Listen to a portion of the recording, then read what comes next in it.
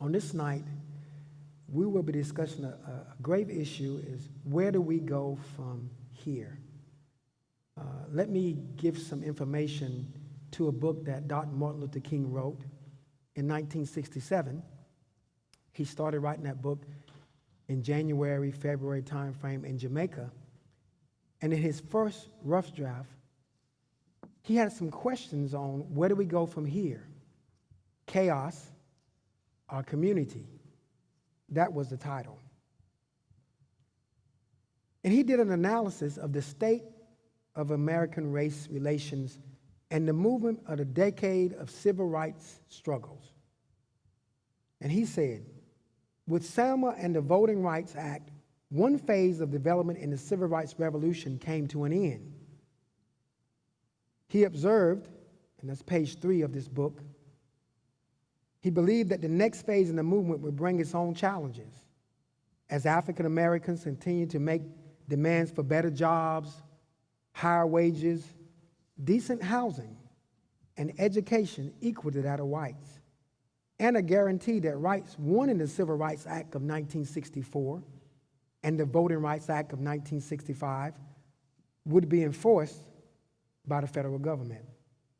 He also warned in that first draft that the persistence of racism in depth and the dawning awareness that the Negro demands will necessitate structural changes in society have generated a new phase of white resistance in the North and South. Page 12. He also assessed that the rise of black nationalism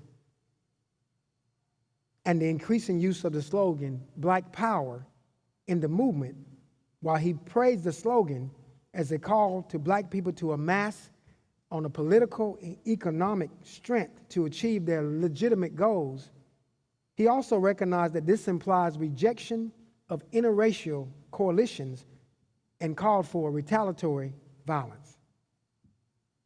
He said it would prevent the march from having substance and the program from becoming the basic strategy for the civil rights movement in the days ahead. Page 34, 36 and 45.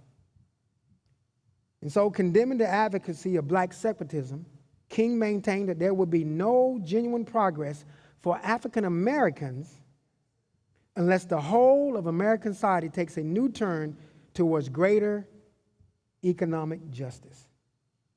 Despite his impatience with black power proponents, he ended the book on an optimistic note, calling for continued faith in mass nonviolent action and the ballot of voting.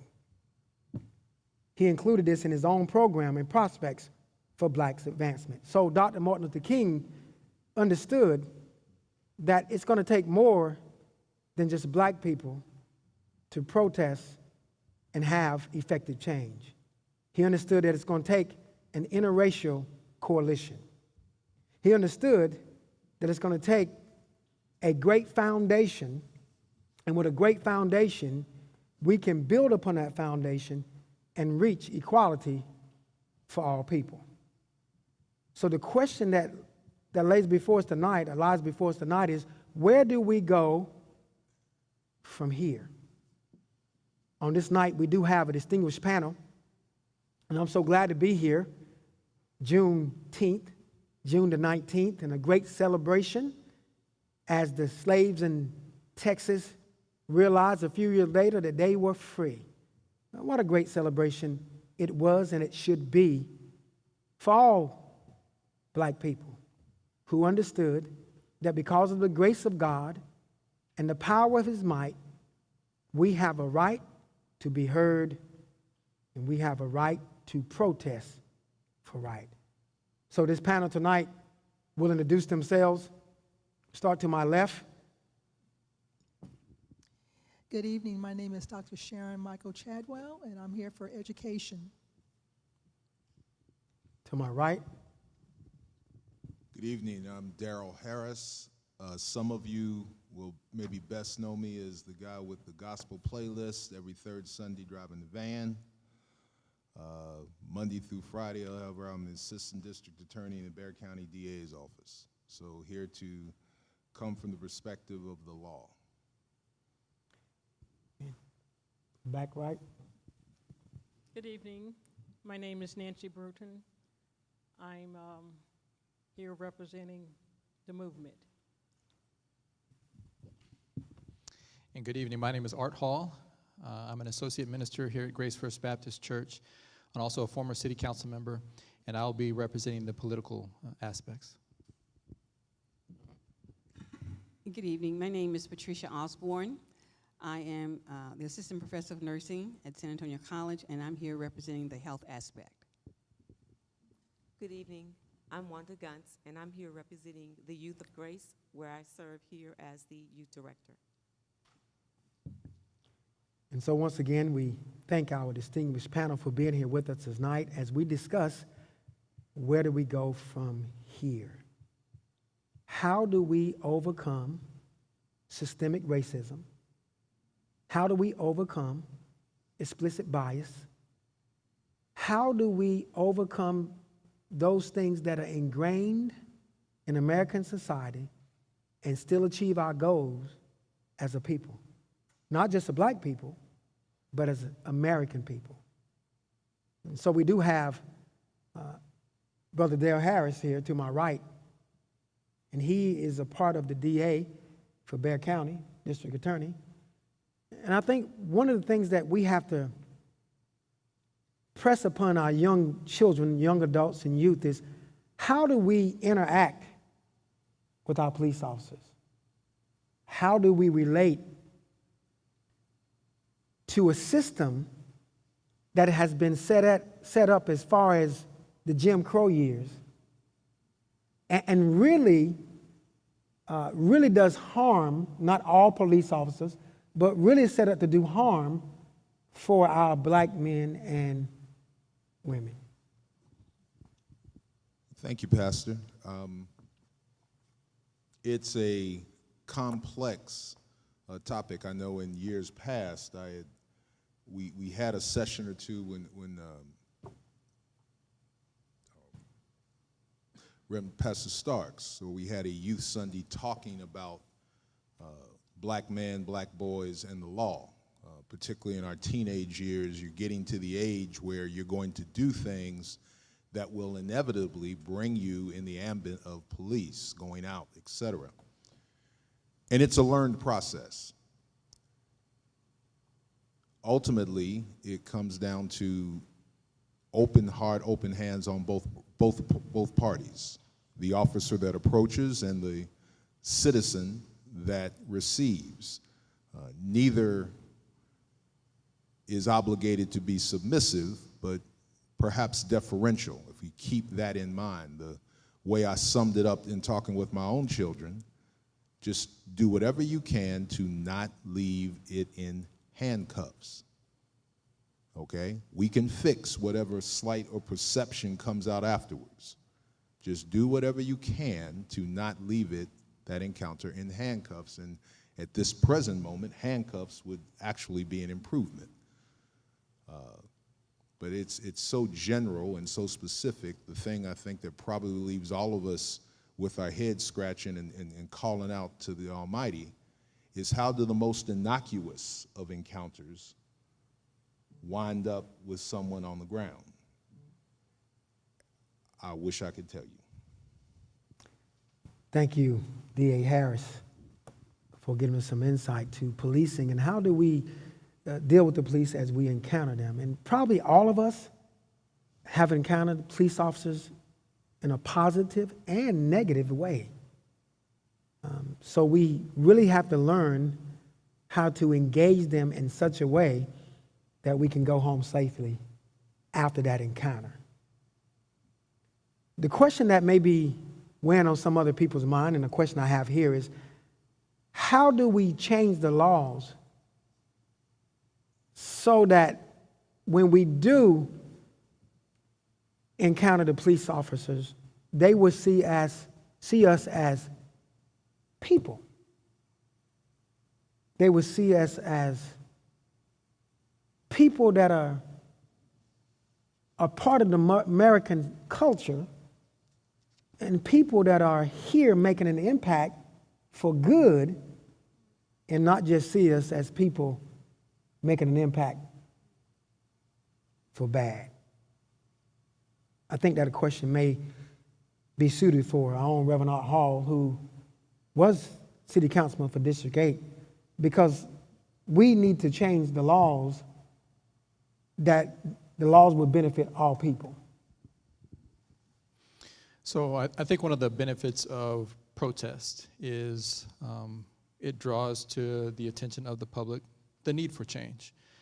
And so we know that Martin Luther King Jr. and the history of the civil rights movement, they effectively used the media, they effectively used protests to be able to bring about change.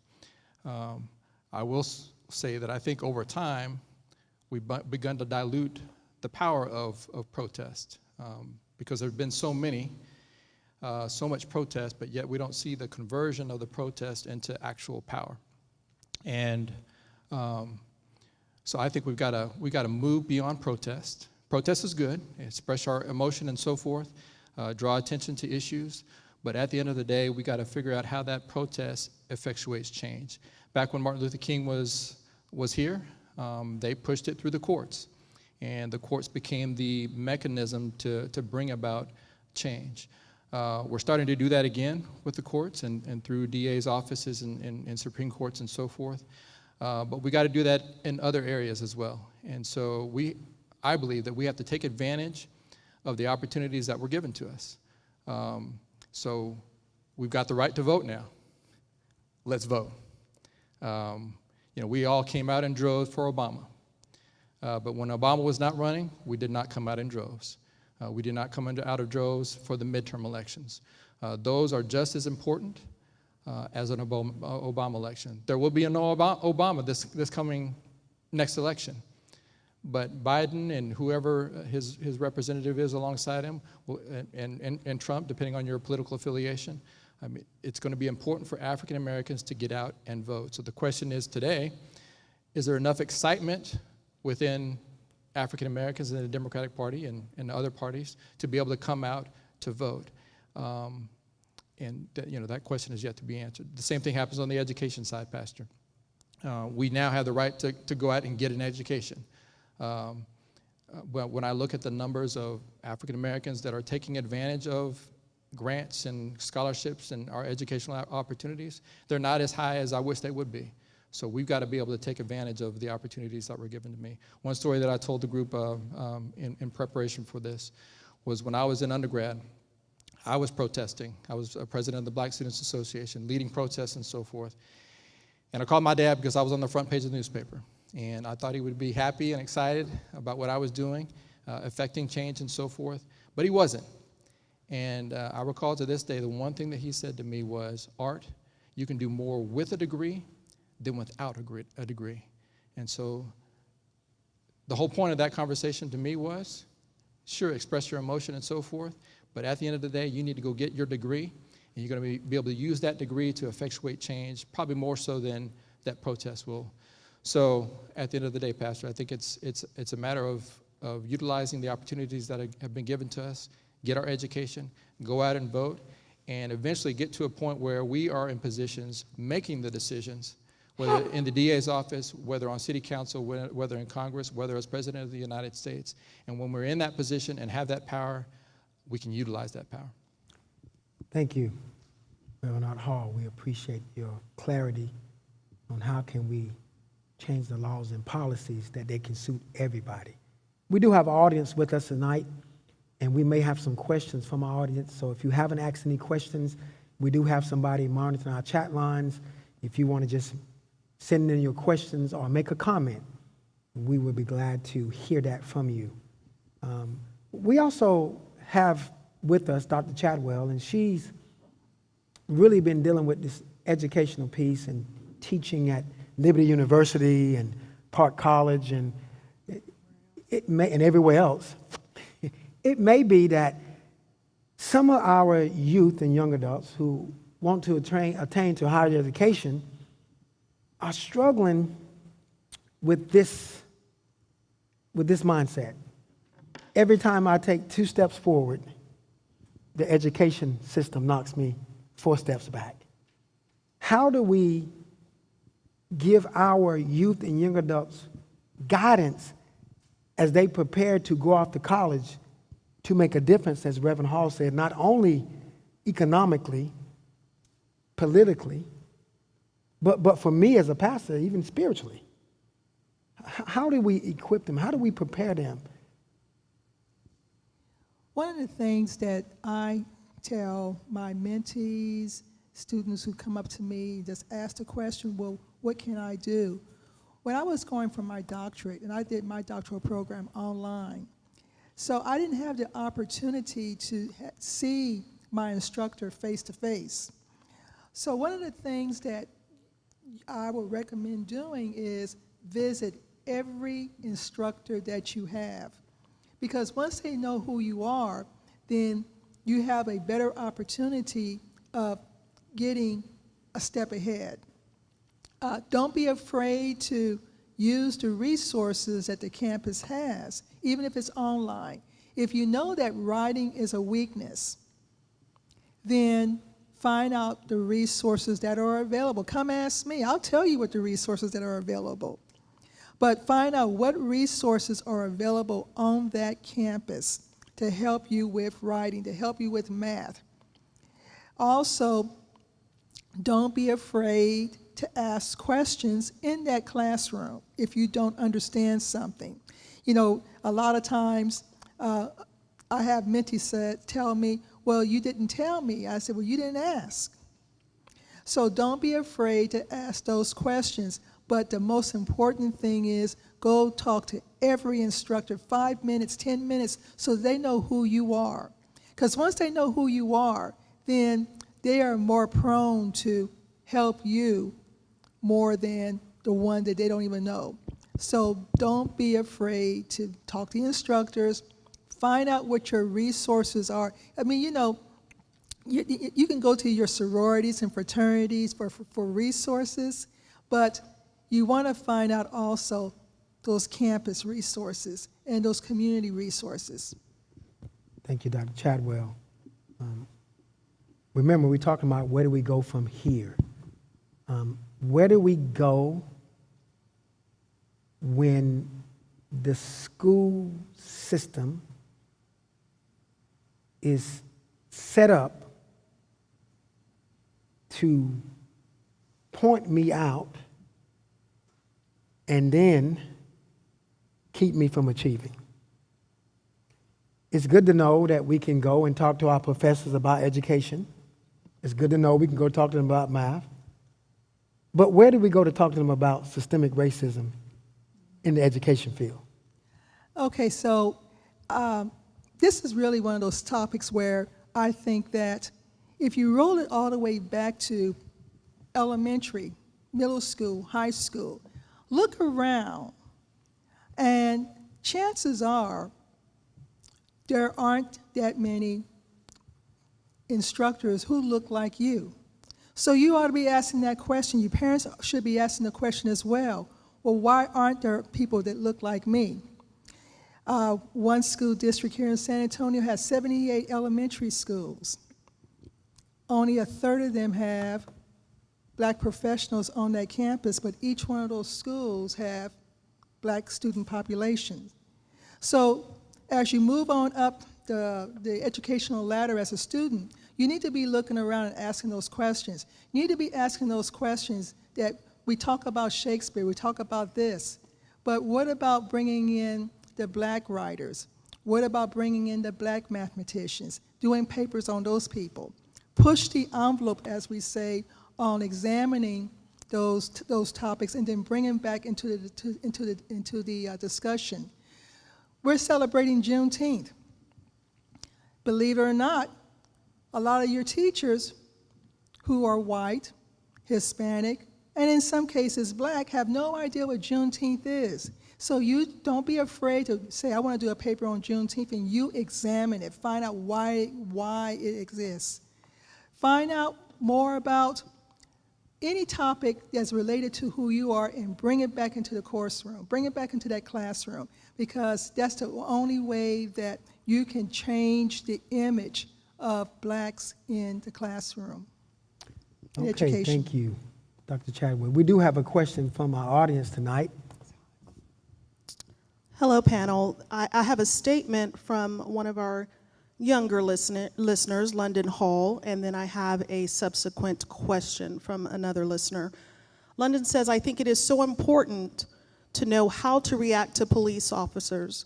Thankfully, I was raised knowing exactly what to do, but even some of my friends, especially my Black American male friends, they don't know how to react. I get so concerned and feel the need to inform them, but sometimes it doesn't go over the same coming from a friend or peer. Please pray for our Black men.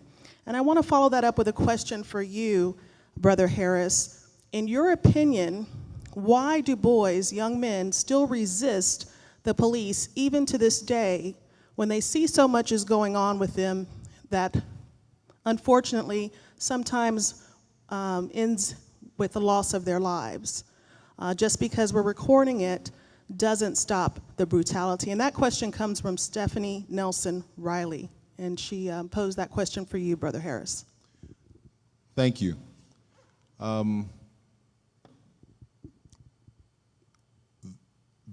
Let's start at the end first.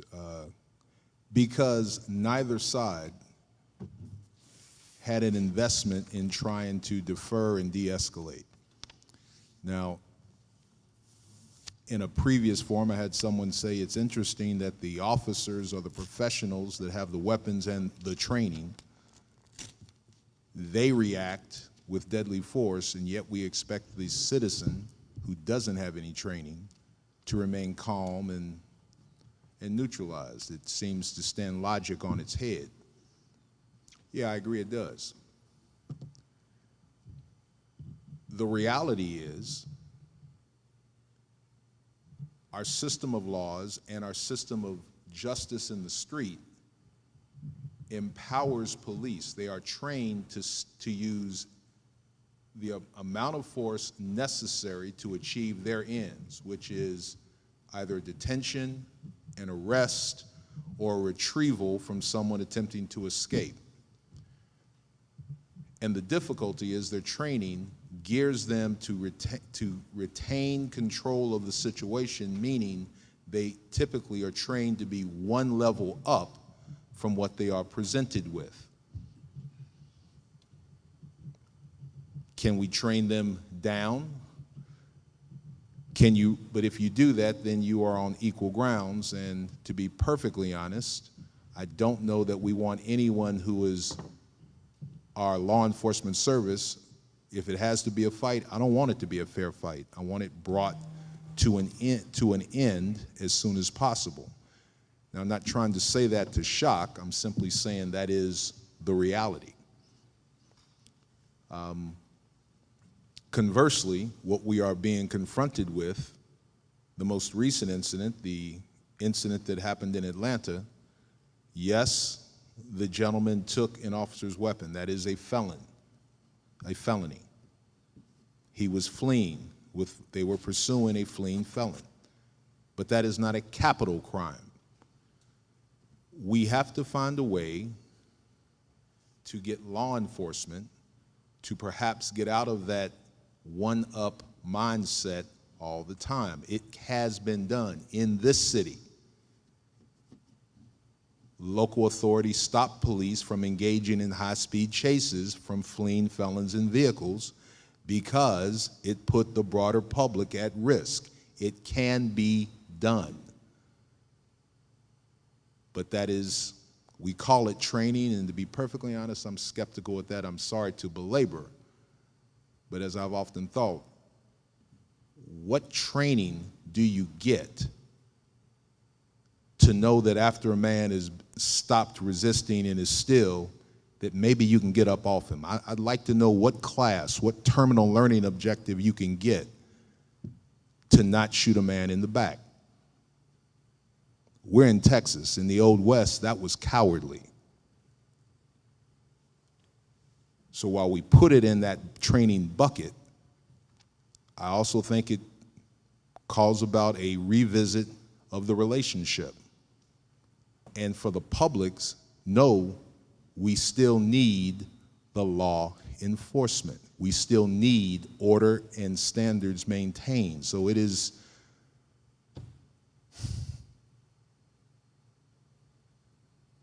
it is a burdensome problem. Thank you for giving us insight into that question. But we have a lot of youth at Grace First Baptist Church who are preparing to go off to college, who are preparing to make an impact in society, maybe the military. We have our own youth director here with us, Sister Wanda Guntz. A question that is asked by our youth and by the parents of our youth is, what can we do spiritually and socially to prepare our youth for systemic encounters, whether it be racism, whether it be this systemic system that's set up to see them fail economically, to see them fail socially? What can we do to prepare our children as they go into high school, as they go into from middle school to high school, and is prepared to go off to college? What can we do as a church body to prepare them? Well, Pastor, I think this church does an excellent job already in preparing our youth. We have lots of interactive activities to engage our youth. All of our activities are spiritually focused, as well as in preparation for how to handle themselves in the world. And so basically, I think that maybe parents should invest just a bit more time in bringing the youth out to participate in the various activities. We always welcome new ideas, so if parents have ideas on, or even the youth have ideas on some things that, some areas that possibly we're not addressing, then we have an open door platform, and we do our best to work to serve our youth, to equip them. And as I said, I think this church has an abundance of resources, and we use those resources to invest in our youth.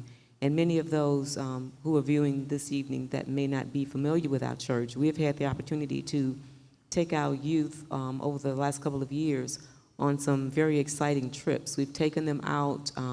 We visited what's known as the Progressive Tour in Birmingham and Montgomery, Alabama, as well as visiting several museums, to include the Martin Luther King Jr. Museum in Atlanta, Georgia, and we visited the new Smithsonian African American History Museum in Washington, D.C. And in viewing and taking all of those trips, we had the opportunity thereafter to discuss the merits of those events. And so we not only prepare them here at Grace First Baptist Church in-house, but we take them outside of Grace, and they're able to see the struggles that we as a people have faced from the ground up, and how we were able to overcome, how resilient we are. And so, therefore, we're giving them an education that they don't receive in the classroom out of regular textbooks, but we give them opportunities here at Grace First Baptist Church. And thank you, Sister Wanda Guntz, for giving us insight into how we could, how we not only care and love and bring them up in the Word of God, but also we share with them history, our history, American history, and how the struggle was a great struggle, but through the struggle, God has enabled our people, all people, to overcome, and they can overcome.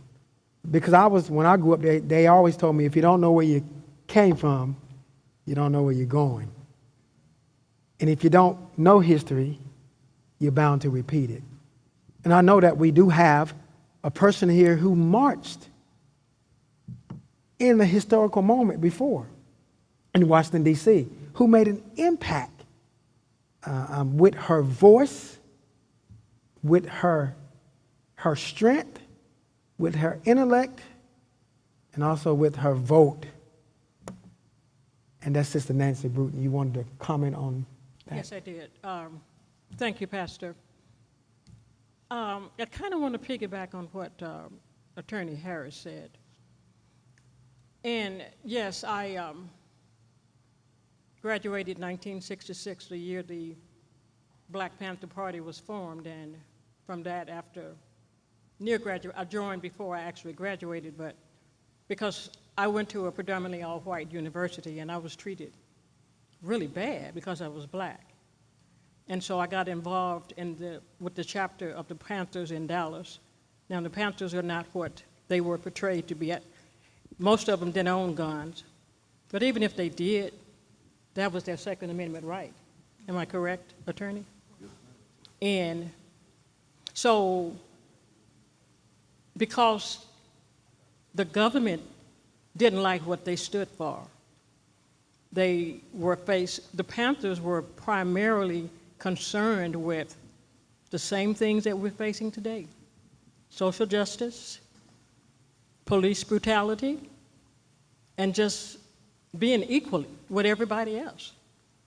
But you would see some of them, there were about 2,000 Panther members overall, you would see some of them with guns. But you saw guns in Michigan a couple of weeks ago because the people didn't want to stay home. They wanted to come out, and the governor said, well, no, you need to stay for protection. So what happened is that the Panthers were eventually dismantled. A lot of them were killed.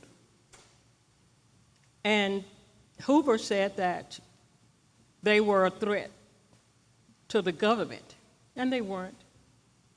So they got rid of the Panthers, but the KKK is alive and well today. Am I right? Yes. So just to piggyback a little bit on what Brother Harris said, we can have all the policies, all the procedures dealing with a black man and a police officer. But my friend Wanda and I were talking, and she shared with me, she said, you need to look at the documentary,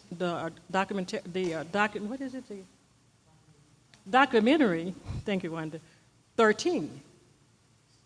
And so one evening I did.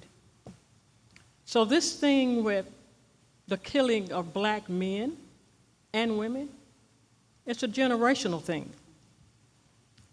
The way that slaves were killed back in the day, they were killed and treated like animals, like they were inhuman. So what you see today is the same generational concept. I believe, and this is my own personal opinion, that there are individual police officers that, because you know, racism, let me say this, is a learned behavior. You are taught to hate. You're taught to not like a person because of the color of his or her skin. You're taught that. So I believe that when you see back in slavery time when black men, they could be walking down the street, and what happened to them? White man coming on his horse, kill him, walk over him, kick him. Is that not what we're seeing today? So it's a generational thing that has come down through the generations, and I believe that 95% of police officers are good, hard-working individuals, and they are here to take care of us. But you got that 5% that have grown up with hatred in their hearts. So the only way that you're going to change that, it has to be a heart that's being changed. Policies won't work. We've seen that. Procedures, how you do this, that doesn't work. So it has to be a change of heart. And I believe, and I was telling a friend of mine as I was driving, and I'm almost finished, Rev, I believe that, see, God works in mysterious ways. And Brother George Floyd's life was meant to be more than what we can see right now. I believe that through God's will, divine, permissive, which one it is, Rep, you can help us with that. Permissive. He allowed that to happen. And through that, we're going to see, we are seeing some changes now. But we will see more changes. And I believe that we will begin to see, it's not going to happen overnight, but I believe that we're going to begin to see things that fall in place that God would have for us and all people. So the Floyd family faced a hard time. And you could see how much they loved and cared about Brother George. But look what God did. He took his life, I believe, this is me, you can disagree or not, that's what we're here for. He took his life so that others would be able to have some of the freedoms that we so desperately deserve. But in doing that, he blessed that family. That family has already gotten $14 million. And that's not all that they're going to do. So the point I'm making is that God works in mysterious ways. And I believe that the taking of George Lord's life was for a reason that many of us probably can't see today. And so my work with the Panthers was, I enjoyed it. The only reason I didn't protest is because of some health issues that I have, and because of COVID-19. Other than that, I would have been down there. Okay. Thank you so much for giving us tonight. I think we have a question from our audience. Remember, where do we go from here? We just had some historical background, historical information into the life of the Black Panthers and the struggles they face and some of the struggles that we're facing today.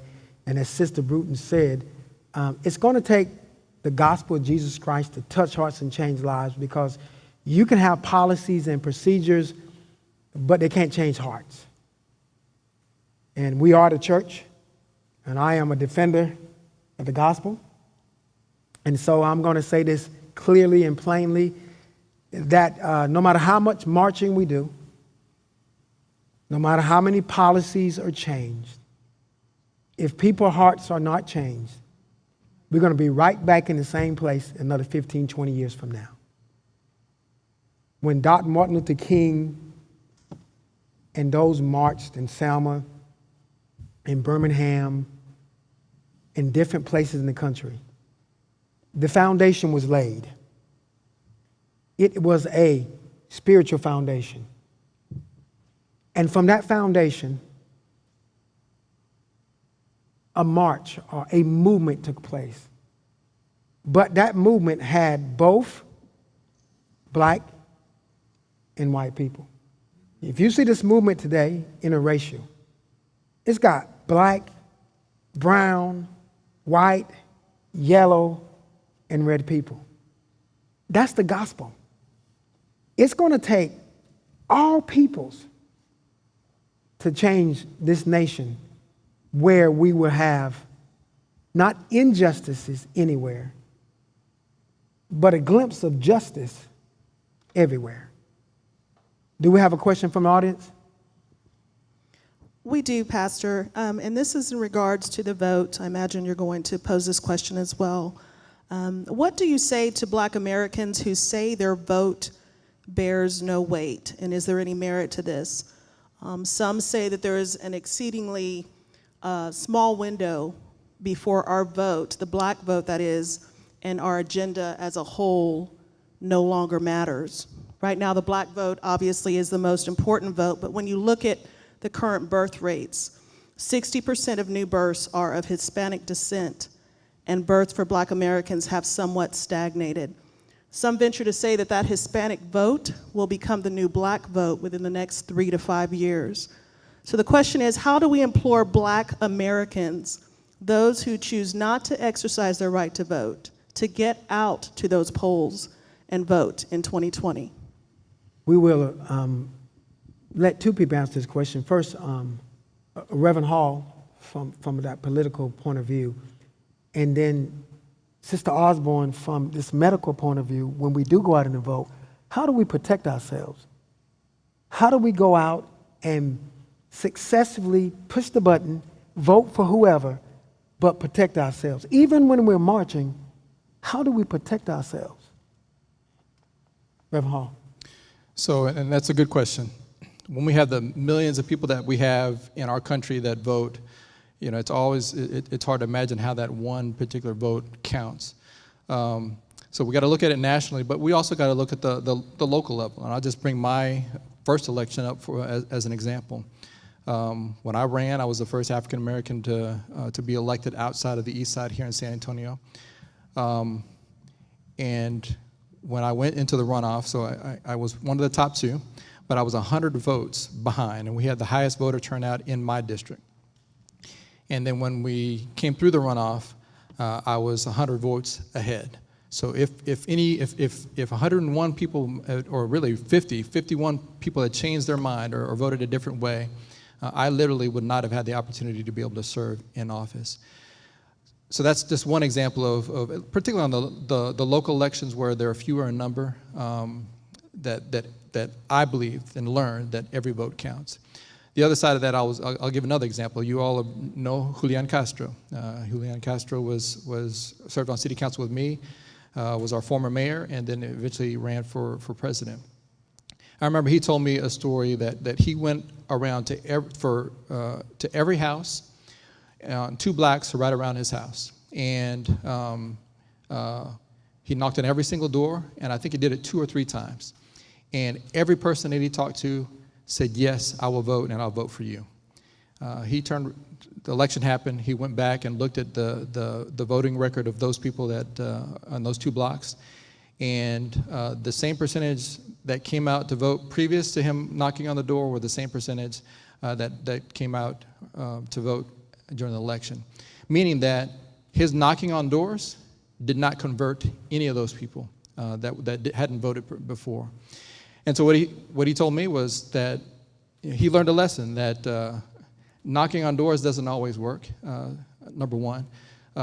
If you got limited resources as a candidate, you're going to spend it on the people that vote because you want to get the most bang for your buck. So they're going to, candidates are going to go to the people that vote, number 2. And number 3, when you're in office and somebody is in front of you protesting or advocating for something, believe me, those individuals serving in office will go back and look to see whether or not you voted. And if you didn't vote, there's a highly likely matter that they will not listen as closely to you as the person next to you that did vote. And so, what I'm saying to you is that voices have power. Now, it's very difficult when one person out of millions, whether or not there's really a voice there or that can really be heard.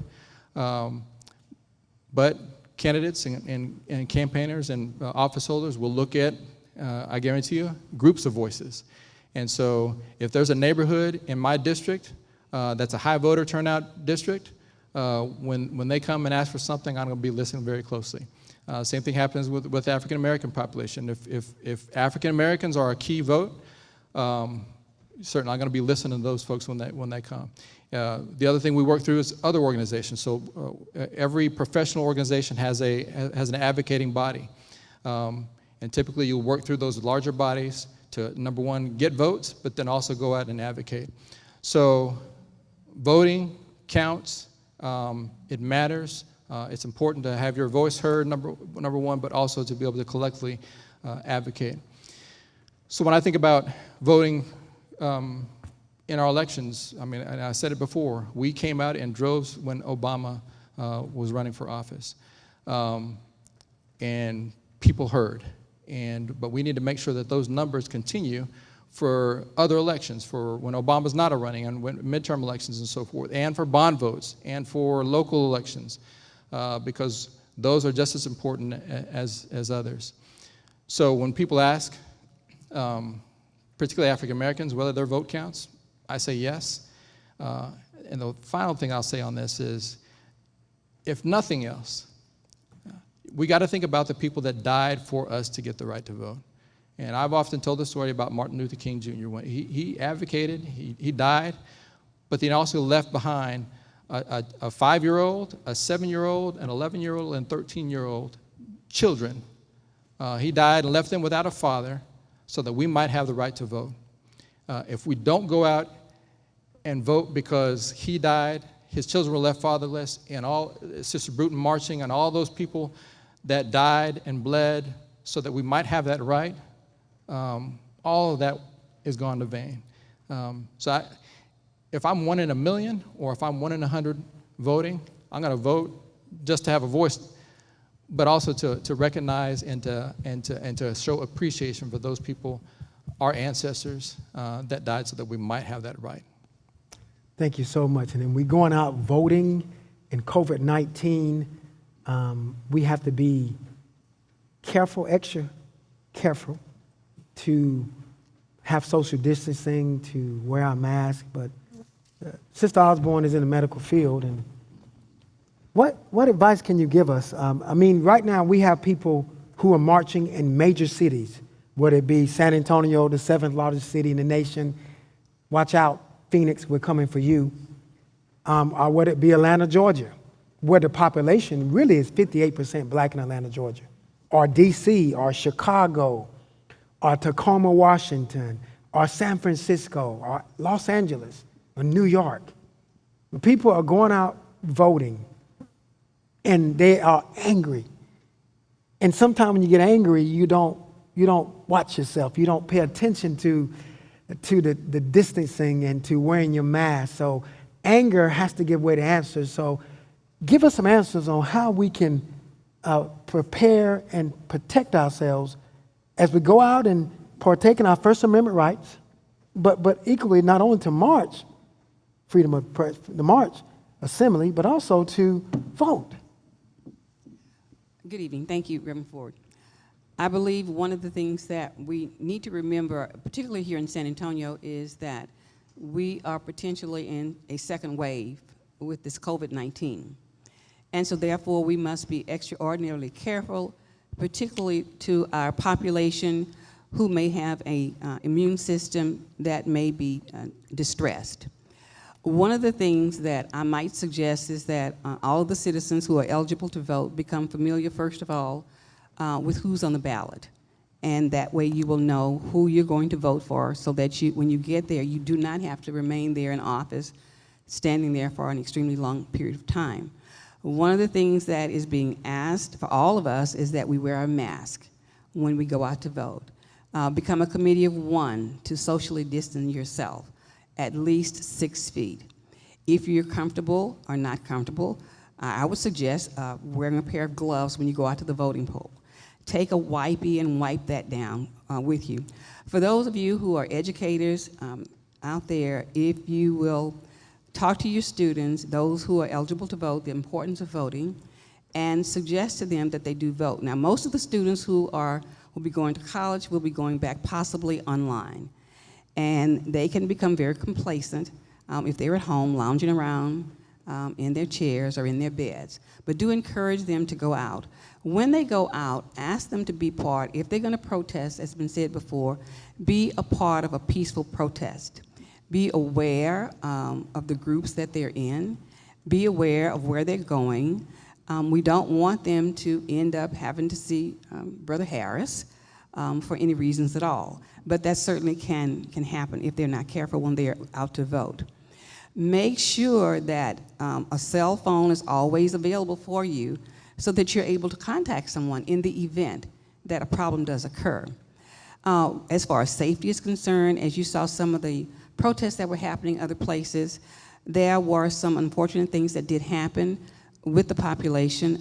There were things that were sprayed on some of the students who were protesting. And some of the students did have some untoward medical reactions with those. Students that had asthma had some reactions with those. And so being very mindful of those kinds of things like that. Evaluate your health before you go out to protest. But first of all, make sure that you pray before you go. The conversation about education has come up several times. It's very important that you educate yourself. It works for us biblically, study to show yourself approved. It also works when you're out there in the community so that you will know what your conversation is about. But we do ask that you be mindful of things that are going on out there. Take care of your health. When you go out to vote, make sure that you go. Take someone with you. Ask someone now in the community, are they registered to vote? Ask them, do they have any health care issues that they need to be aware of? Because sometimes we have to be mindful on how we ask some of our patients in the community. We will ask them, well, do you have diabetes? And the patients will say, no, I don't have diabetes. And you start discussing some other things, and they say, well, yeah, I have sugar.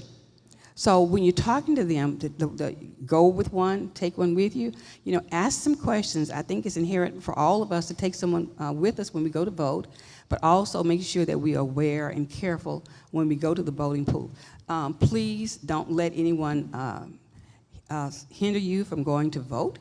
As I'm from the state of Louisiana, and every time there's voting that occurs there in the state of Louisiana, the polls somehow magically break down, okay? Don't let that hinder you. If you know you have a senior saint who needs to vote with you, take a folding chair with them so that they can sit with them. Take an extra mask, with them. Take extra hand sanitizer with them when you go out to vote. Thank you, Sister Osborne. We have another question or comment from the audience. We do. We have a comment and then a subsequent question from Zariana Johnson.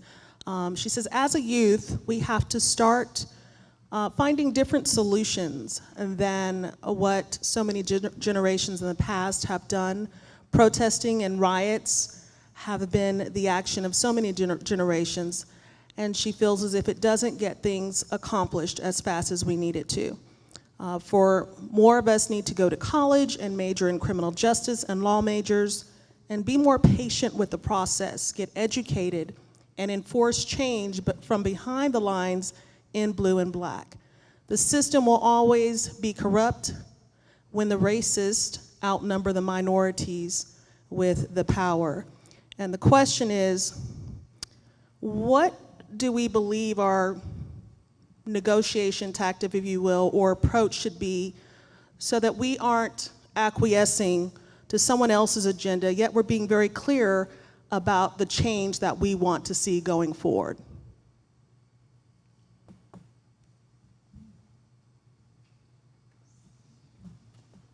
Anyone want to take that question? We're going to let Brother Dare Harris take that question.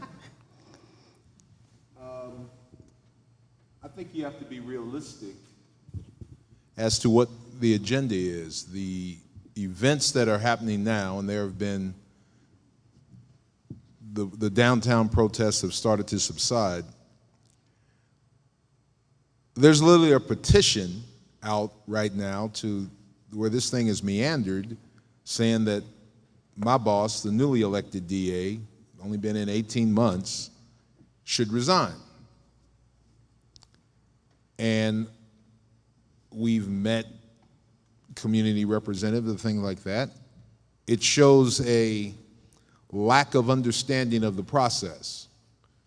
There is momentum, there is anger, there is outrage right now, but my boss is an elected official, much like the mayor, etc. The voters collective put him in position, so a petition alone is not going to drive him out. That would literally be disenfranchising all those who voted in 2018. So that is, to me, anger that is misplaced.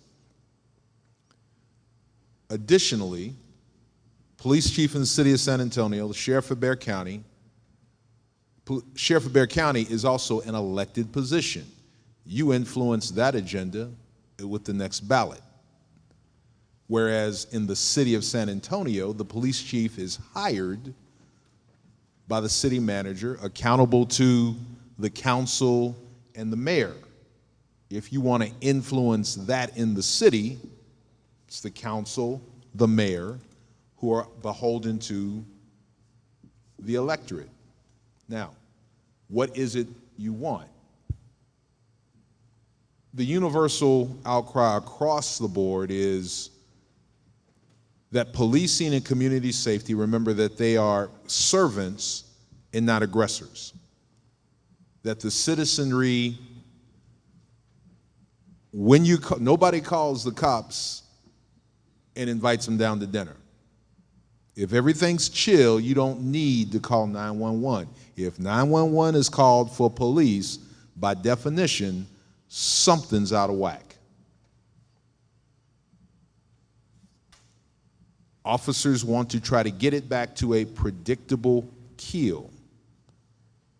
So my point would be, if everyone, even those that are receptive, and yeah, you agitated and upset, somebody is, but that it's not a situation that breeds comedy when they show up and get out of the car. Now, there are things that we would hope that they can do that the gun is not always the first reaction, and that's what is being negotiated, how we can train down. And everything does not require deadly force, but you have to be realistic as to what can be achieved and what the actual problem is. Thank you, D.A. Harris. You know, back in the olden days, we've heard this slogan, slavery times, we want to be free.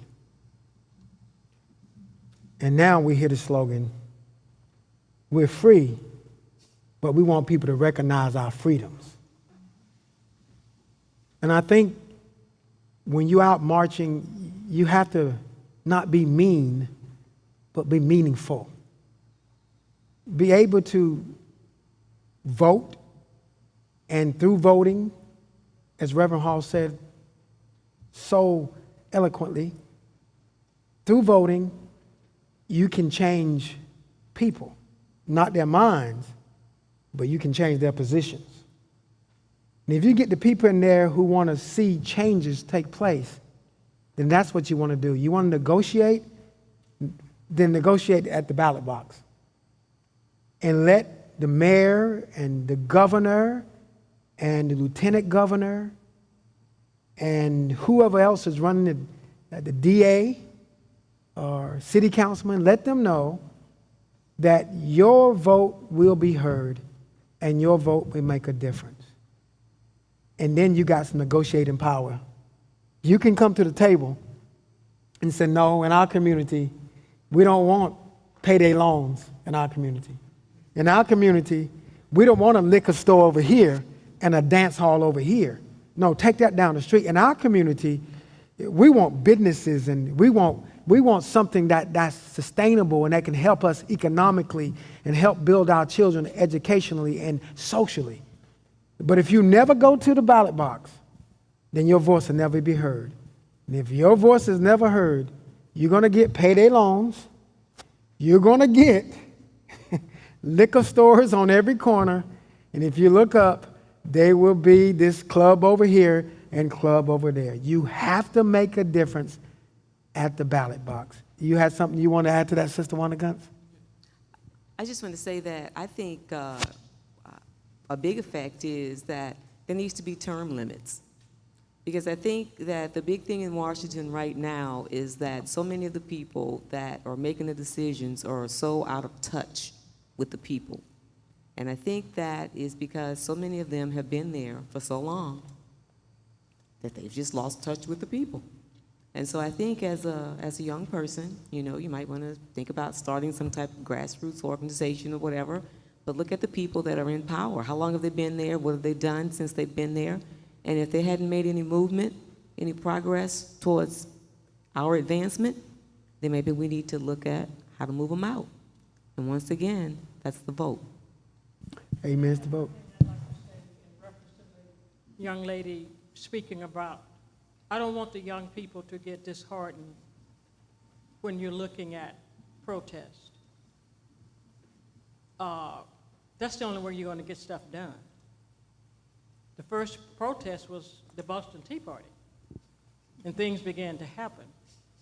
In Chicago, New York, the protests, Governor Cuomo just said there will be no more chokeholds. So things will happen. And when you talk about the looting, that's just a handful of disgruntled young people. And they're not all white, they're not all black, they're not all Hispanic, Asian. It's a mixture of all of them. So don't get discouraged about protesting, because that's the only way we're going to get anything done. And if you want to go out, if you want to protest, then do it in a peaceful manner. And if you're out with some folks and you see that they're talking about looting and burning down, because what they loot and what they burn down is what is in their community. The Wendy situation, where that young man was brutally murdered last week. That was in a predominantly black neighborhood.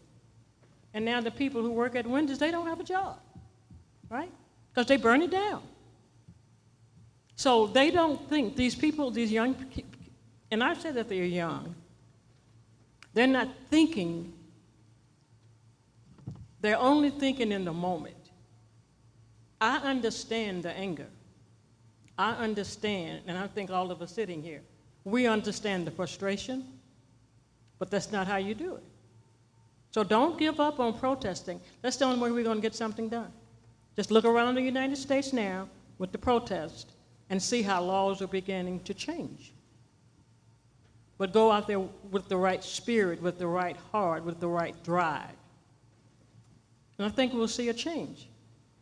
And this is my own personal opinion. Can we give our personal opinions, Rep? Sure you can. Okay.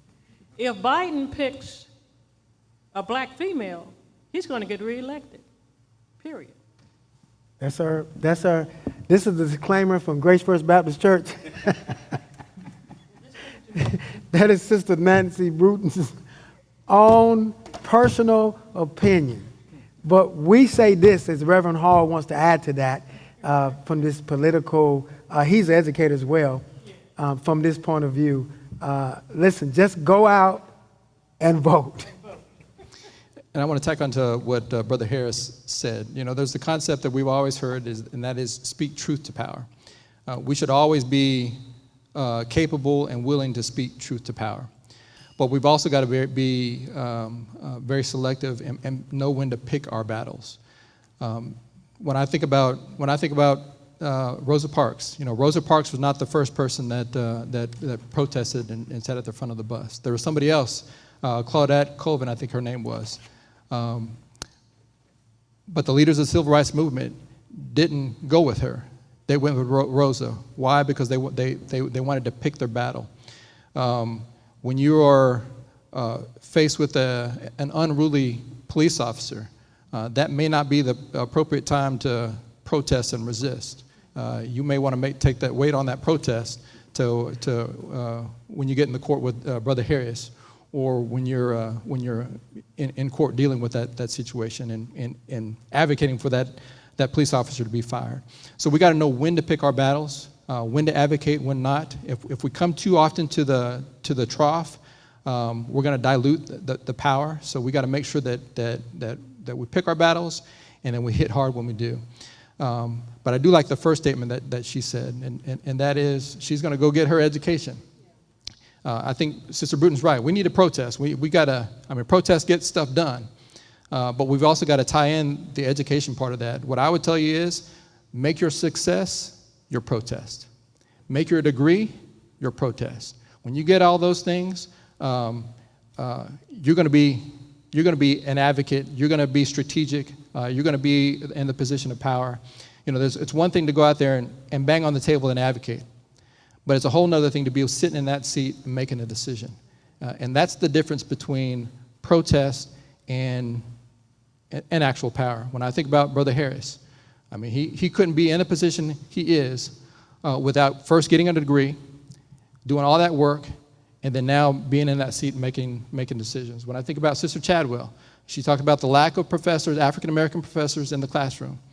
She's in there, but she had to go out and get a degree, push, advocate, and now she's in that classroom making the decision, influencing folks as opposed to allowing others to do the same. So we need to be in her seat. We need to be in Brother Harris's seat. I think about Sister Guns. With all the students that she brings to church, with all the things that she does with Delta and so forth, she is an influence on those kids.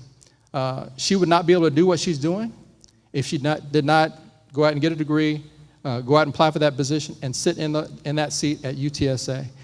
So it's about us not only protesting, because and we need to protest because that changes, but then we've got to get in there and be not just knocking on the door, but the one inside answering the door and making those decisions. Once you're in office and in that position and with that degree, like my dad told me, you can do more with a degree, with that power in that seat than without. So get there. And I agree. Push your education, get there, get in that position, and make your success make your position, make your degree your power. Amen. Thank you, Reverend Hall. Listen, I know there are a lot of young people who's watching us now. We thank London Hall, and we thank the other ones who was chatting with us. I know you get frustrated sometime, but your frustration must give way to fruitfulness. And I think that's what Reverend Hall, Sister Bruton, Sister Osborne, Dr. Chadwell, Sister Guntz, Brother Harris, we're saying here. We have to be able to overcome our frustrations and be fruitful, whether it be in education, in politics, even in preaching. Somebody has to preach the gospel to equip God's people to make the right decisions, to reach other people with the gospel. I know Dr. Martin Luther King has some famous quotes. The moral arc of the universe is long, but it's bent towards justice. Eventually, God will bring justice. So how do we equip our youth to depend upon God and yet go out and do what they need to do to make an impact in society? You see, that's the hardest thing that a pastor has to do, is to say, okay, we got marches going on. We got politicians on TV. We got educators on TV. We got lawyers on TV. We have protesters with their movements on TV. And the preacher is the last person that's being called. You notice that? They call everybody but the preacher. It's like, who you going to call, Ghostbusters? We're going to call the protesters, but at the end of the day, the last person we can call the preachers. The church has to make herself relevant. That's what I'm trying to say. In the lives of these young people. And let them know that, yes, it's going to take some time, but the God that we serve is still faithful. The God that we serve still will come through. In 1964, the God that we serve came through. In 1965, the God that we serve came through. The Civil Rights Amendment, the voting rights. So we have to be able to, and I think as pastors and Sunday school teachers and ministry leaders, to let our children know that you can be a Christian, you can protest legally, you can go to school and achieve, and you can still wait on God to open the doors and do what God is going to do. Be frustrated, but in your frustration, be fruitful. And the church has to be able to realize that it's bigger than just one group of people. Yes, the light is shining on systemic racism. Yes, there's a spotlight on implicit bias. But when it comes to the gospel, God cares about all people. Because all men, women, boys, and girls are created by their Creator. And we are endowed with certain alienable rights. And so when we go out as a church body, Grace First Baptist Church, our focus at first is the gospel. Then we're looking at injustices. So we're going to call on you, D.A. Harris, and ask you, how can we deal with these injustices in our community? Where do we go from here, Sister Chadwell, when one of our students come back to us and say, hey, one of the professors just called me out of my name and told me because I am black, I would never amount to anything. We're going to call on Sister Wanda Guntz to help equip our youth by taking them to different places, and then not only taking them to understand their history, but role-playing so they can live out their history and never repeat some of the same mistakes. We're going to call on you, Sister Osborne, to help us understand that even in the medical field, there's injustices. People will call you out of your name. How do we deal with those hurts and those frustrations and be fruitful? We're going to call on Reverend Hall because we need him to help us overcome the image of ourselves that we see every day and realize that we can arise we can rise up and become city councilmen. We can rise up and become lawyers. We can rise up and become people who make a difference in the lives of others, Sister Bruton, that have a hurt in the past, but realize that hurt has to give way to the future that's coming behind us. And so you marched.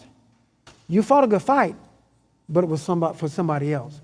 And so that's the foundation that the church has to lay, and the church needs everybody to get on board so that we can make an impact on this society for Christ and for our youth.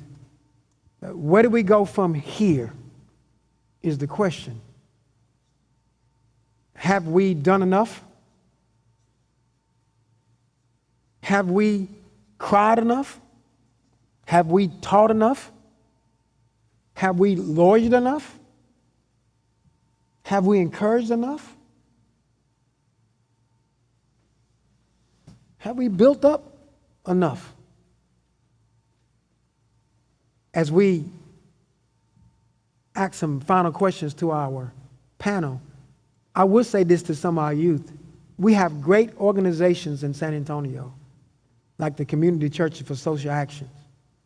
If you really want to get involved and make changes, call up Dr. William Daly and tell him that you want to be a part of CCSA, or you want to do something to help CCSA as it go about making changes in the community.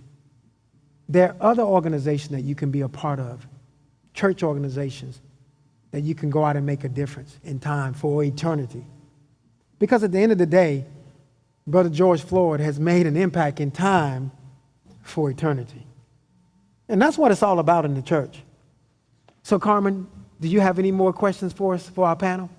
I do. I have a statement and then a question. This statement is in question regarding our educational system. The statement comes from Dr. Sharon Murphy Small, and her statement is, inequality and racism begins early.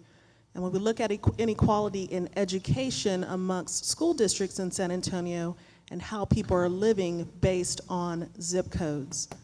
And a question to follow up with that came from Ms. Regina Netters. And since we know that we're aware that the public school system is not horribly attentive to the needs of our children or their success, has the church in general considered church schooling or homeschooling using any particular curriculum? I will say a few words and defer to Sister Chadwell because this is something that we talked about. My pastor, who's gone on to glory, had a lot of great ideas, had a lot of logistical problems trying to get those ideas into fruition. But I think one of his overarching ideas was to be able to equip our youth at Grace First Baptist Church by having our own school here. Logistically, it can become a nightmare. There's policies, there's procedures, there's financial limitations that we're dealing with. So we have looked at that, Sister Netters. We've even sent our own Dr. Chadwell all the way up to Plano and talked to the people at Prestonwood Baptist Church. Dr. Jack Graham is the pastor there, and they was willing to give her insight and give her ideas on how to start your own church. If you know anything about Dr. Jack Graham, he's the pastor of that church, and he's also got a great program out called PowerPoint. And so we are trying to partner not only with black churches, but with white churches, because all those churches are God churches if they're preaching the gospel and living out the gospel. So I would defer the rest of that question to Dr. Chadwell, as she was able to go up there and make contacts and came back with a great presentation that we haven't presented yet because the time is not right. Anything is possible. When I did go up to Plano, I was just amazed on the wealth of information. And actually, the idea of opening a school here at Grace was something that had been kind of floating around my mind as well. So when Rev and I got together, it was just a perfect marriage that, the both of us had the same idea. The big thing here, though, is if Grace does something like this, we're going to need to support to sustain it because it's not a cheap venture. How do you start it? Grades K through 2. How do you do this? And then the facilities that are needed. I did study one time possible starting a daycare here. And you got to get all kind of insurances just for a playground. So just imagine all of the other stuff that you would need for the school, the curriculum and things like that. So it's still on the table. I'm still willing to present one day when it's right. But yeah, it's Grace is on the path, but when, we don't know when yet. Thank you. That's what, Sister Osborne. To speak with something that I guess was Dr. Small that asked the question about disparities. When we were on campus face to face, I would ask my students, where are you from? And it was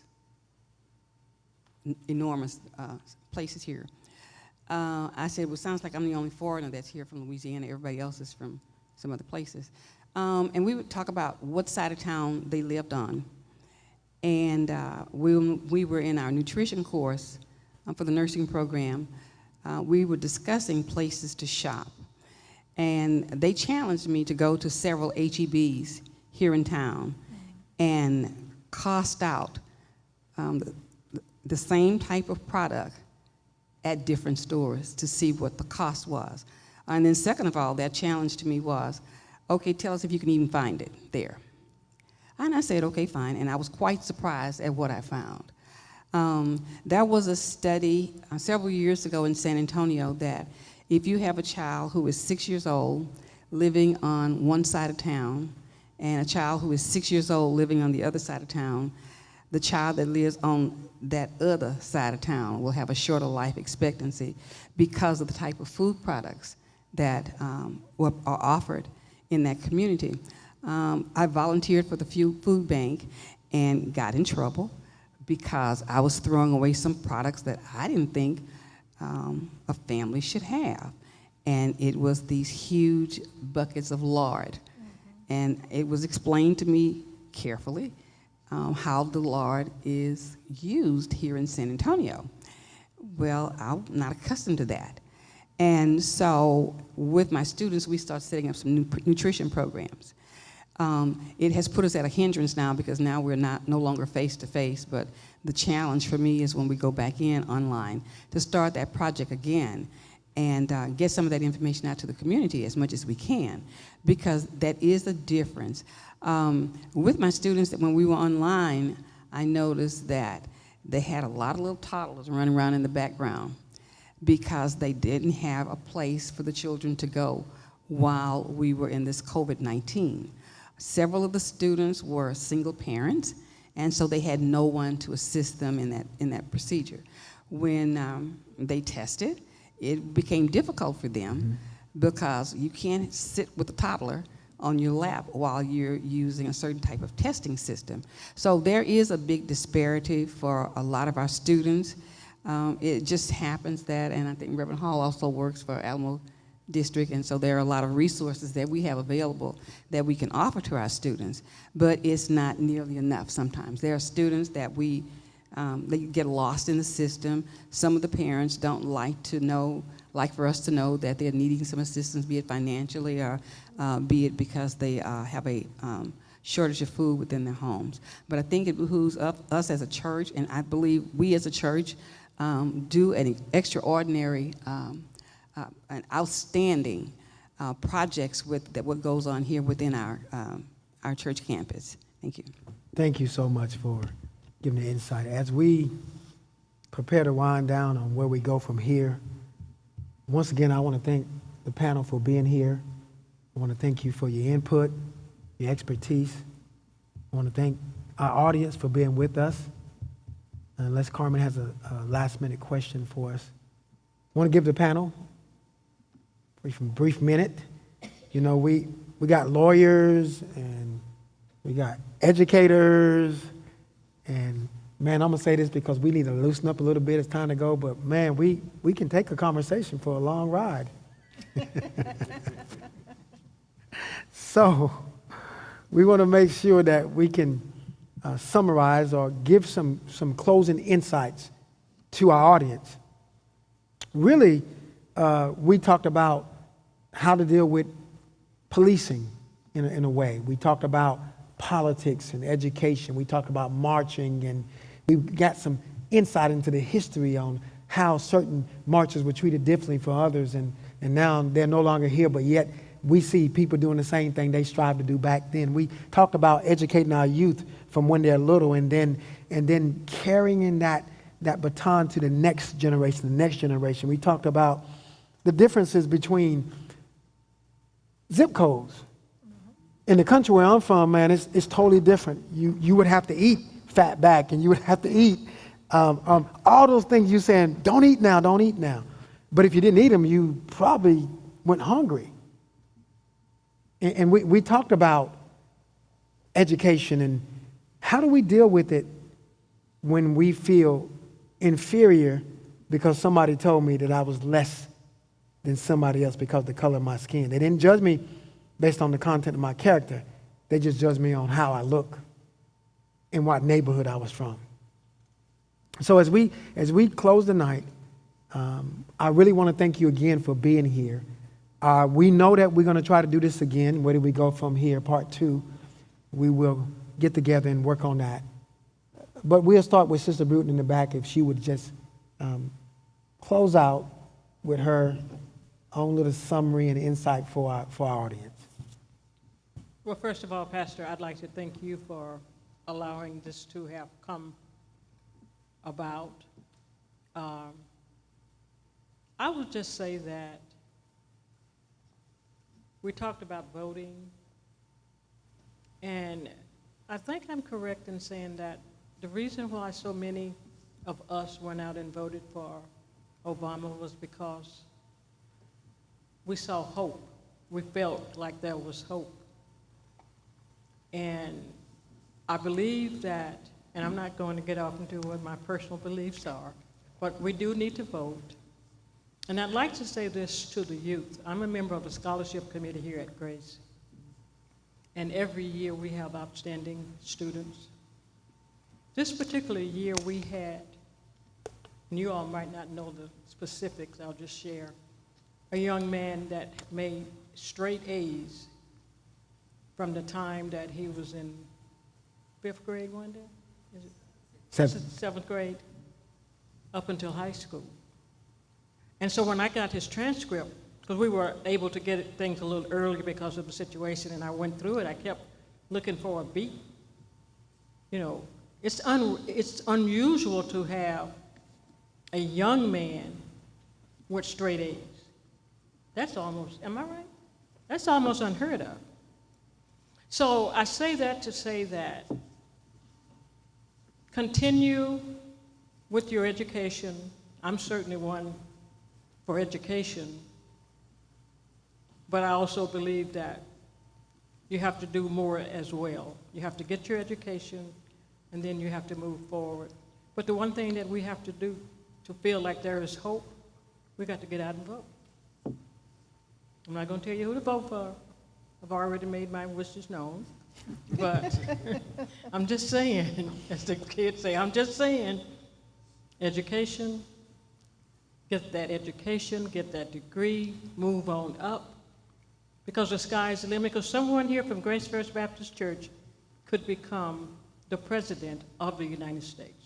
I feel that within my spirit. Thank you for allowing us to be here, Rev. You're welcome. Reverend Hall. Yes, I'd like to thank you again, Reverend, as well. And I think Sister Guntz and Sister Bruton were key to this event as well. So thank you all for the idea. I'd like to take my minute to advocate and give props to Danielle Bellany. She's one of our own here from Grace First Baptist Church.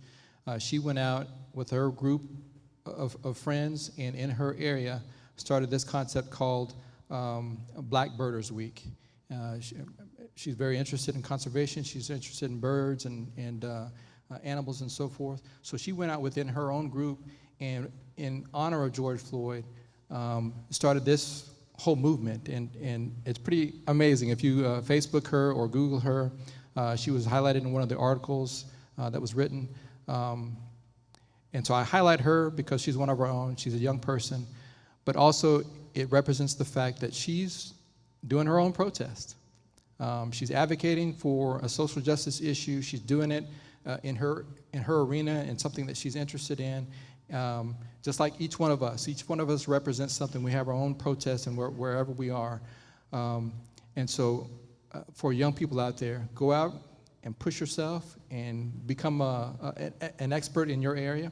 And you have the opportunity in that area to go out and protest whatever issue, make your voice known, make your issue known, and represent not only yourself, but your profession, but your African-American culture as well. Thank you, Mayor. Thank you. Reverend Ford, thank you for allowing us to have this panel today. Thank you to the listening audience, the watching audience who are here. My last thought is that to remain safe, again, as has been said before, get your education, be mindful of the protest groups that you're with, also be mindful of your health status before you go out and protest. Going out to vote, please go out to vote. Go vote in person if you can. If not, do a mail-in ballot, vote early, but please, by all means, vote and take someone with you. Thank you. Thank you. Thank you again, Pastor, for this evening. And, I just want to say that being a member here at Grace First Baptist Church, how blessed we are with just the diversity of education within our church family. The time that I've spent here at Grace has definitely motivated me to want to work with our youth and to educate our youth on our history, because we have so many members here at Grace that they were in the movement in the 60s, and so many military people and that have been in leadership roles, and how they bring that knowledge and that experience here to Grace First Baptist Church. And one of the things that I spoke with Pastor on Monday that I've started doing with our youth, with our high school youth, particularly every day, during the course of the day, I'll send them a comment and just say, heads up. And at that point, they know that I'm going to send them a question that's relative to our history. And they either know the question up front or they can research it and send a response back.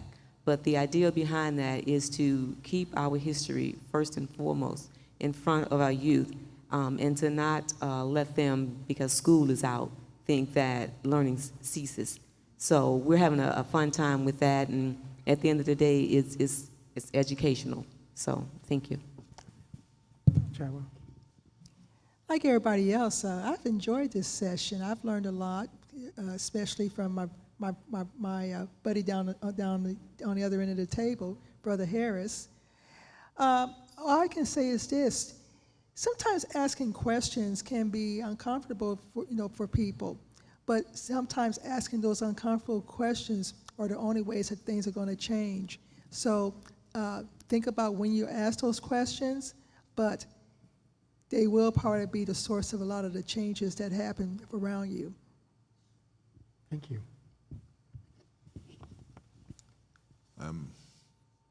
Honestly, sometimes I think I don't need this thing, but I'm in a business and a profession that there's an anecdote. A young lawyer was trying to plead to a high court for justice for his client, and the seasoned judge looked down and said, "Young man, these are courts of law, not justice." Quite often we,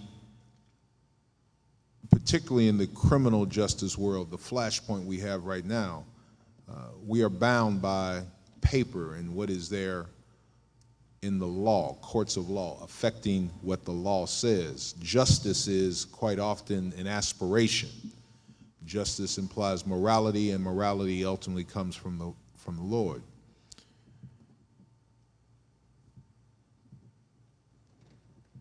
Now, having heard me say that, some may think, well, then what's the point? We might as well just destroy it and burn it. And Pastor has tried to rein us back in with his quotes from Dr. King that destruction in and of itself negates the purpose.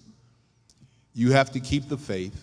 The protests do exert influence and power over time to those who will run to those who will negotiate with unions. There have been changes made. I'm here in the position because of an election and my boss and an agenda that changed. And we are looking at how we can have the law evolve in a more just way now. It's not immediate, it's not rapid, but it is ongoing. Anyone that sees me, and I can talk about changes that have happened in Bexar County. I can talk to you about the changes that are being discussed and implemented and what you can do as we go into this election year and this primary season. As candidates come and talk, ask them where they stand on those issues. Make it known that you intend to support those who will bend it that way. That is how we get a more just outcome in the law at the end. And I thank you for asking me to be a part of this. Amen. Once again, we thank everybody for being here and being a part of this discussion and where we go from here. There's a quote from the Bible. You know, preachers should never close without a quote. Luke 9:62 says, "And no man having put his hand to the plow and looking back is fit for the kingdom of God." He's not talking about kingdom salvation there. He's talking about service. No man having put his hand to the plow and looking back is fit. If you grew up in the country, if you're plowing a field, if you look back, you're going to have crooked roads. The same thing straight ahead with the gospel. So doing the work that God has called us to do. Where do we go from here? I remember growing up and Walt Disney was the thing, you know. If you wish upon a star, makes no difference who you are, your dreams come true. If you will just follow Jesus Christ, makes no difference who you are, he can make your dreams come true. He can take you from where you are to where he wants you to be. Where do we go from here? We go as far as the Lord wants to take us. All we have to do is believe. And all we have to do is take somebody by the hand and bring them along with us.